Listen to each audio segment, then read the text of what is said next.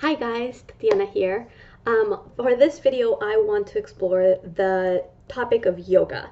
So I feel like I'm on a little bit of a crusade to sort of reclaim the word yoga.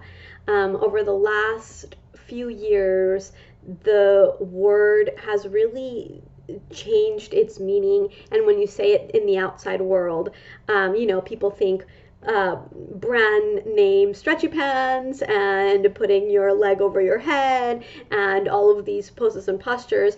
And in the third chapter of my book, I titled it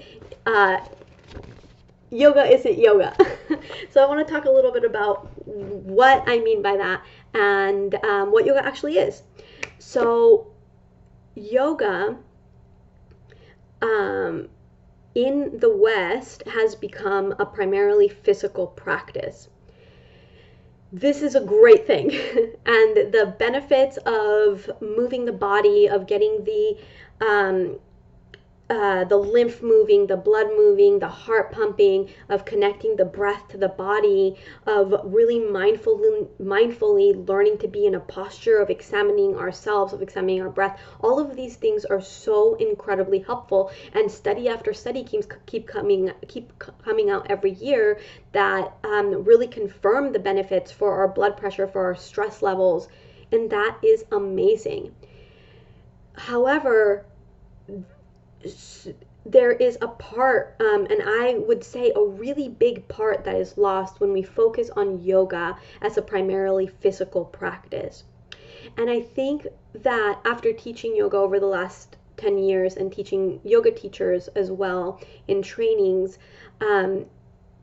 when I talk about the transformation that tends to happen as we deepen into our practice, one of the trends that I notice is people saying my life really began to change, and not really understanding a correlation between why moving and breathing in this particular way, all of a sudden certain things like going out to the bar isn't as fun, or getting wasted feels a little bit more toxic than it used to. And really what happens is that through that practice, we start tuning in to the subtler aspects of ourselves, of our self-concept, of the way in which we understand the world, and we are cleaning things out until we get into what that yoga truly actually is. And so yoga as a system, it's really a system created to help us see and tune in to what is here right now. According to the Yogic Sutras, which is recognized as probably one of the most canonical texts in the yogic writings, the second sutra defines yoga as yogam shitam vritti nirodha.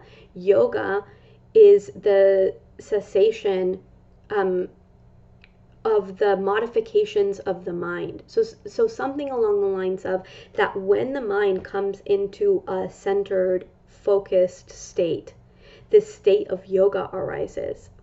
The word yoga stems from the Sanskrit yug, which means to bind, to yoke, or to bring together.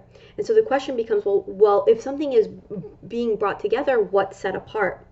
And that leads us into a really big sort of existential conversation about our experience of separation. How often do we feel as though I am here and you are there, and I'm living my life from an isolated place? Yoga really is, in fact, a tool that brings us back into a realization of our inherent not only our inherent unity, but our inherent integration.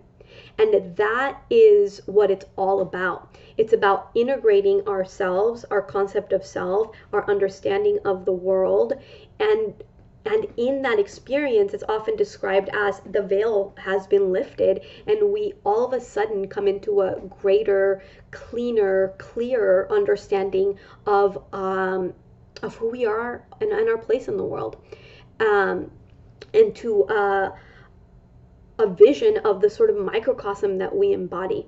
And through that, we feel connected. And that connection isn't limited to asana, to practicing handstands or headstands or crow pose. That connection actually we find at any moment, so long as the moment is met in full presence.